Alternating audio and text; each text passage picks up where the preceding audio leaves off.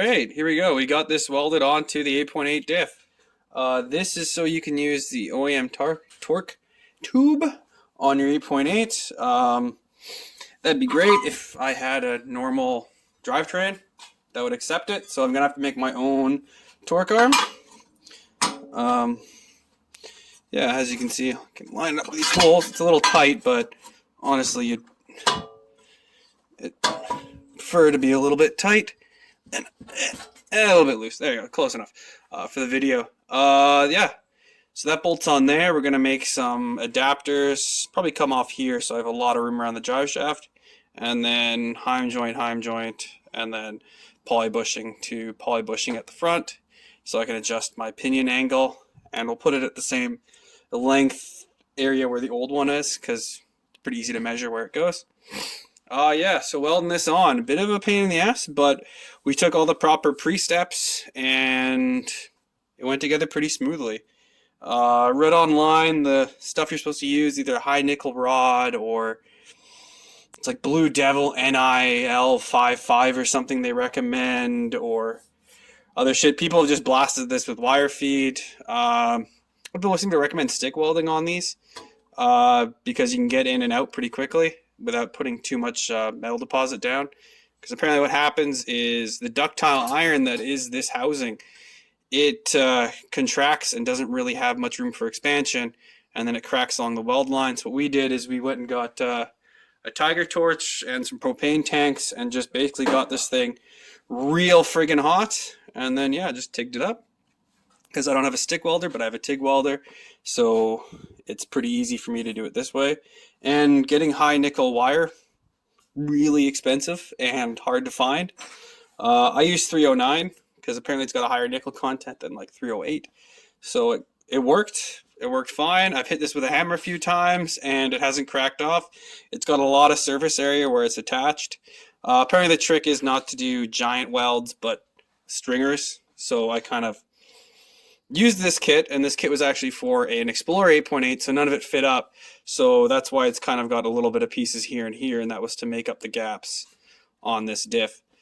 Because you don't want to be filling gaps on the nickel. Like this didn't line up, so I had to put a piece of 1/8 flat bar all the way around, and then welded to the 1/8 flat bar, and then welded the flat bar to here first, let it all cool, and then on my massive heat cycle did the whole welding here. And yeah, it's carried across the bottom side.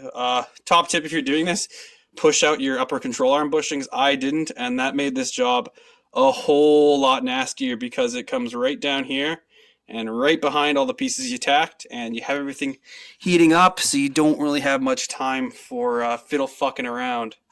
You kind of need to go and finish it in one big chooch. So yeah, and then I wrapped it in a welding blanket and put some little propane torch on a really low flame on it for a while, and then took the torch out. And it cooled down over a few hours, and I didn't hear any cracking or pinging or tinging or tanging. And it's great. We also got the control arm mounts from the Camaro welded on.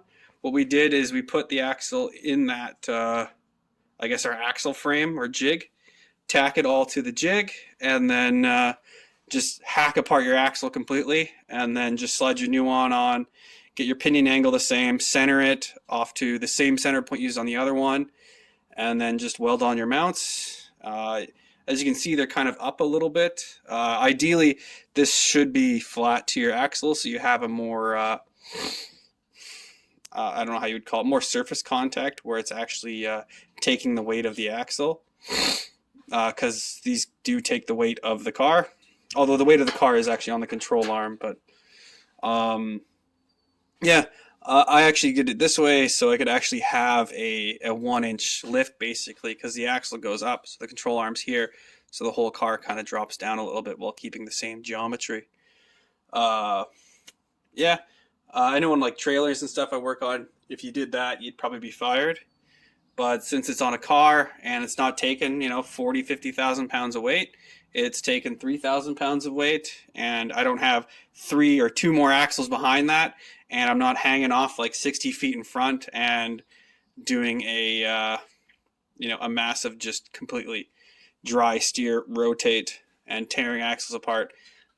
I'm in a car, so it should be fine. But it will be one of those things of monitor it as it goes and any issues, then reevaluate the whole thing and go back. But super easy to weld in more tabs and continue on from that. But yeah, we will try to get this in and start slinging some stuff together and carrying on. All right, smell you guys later.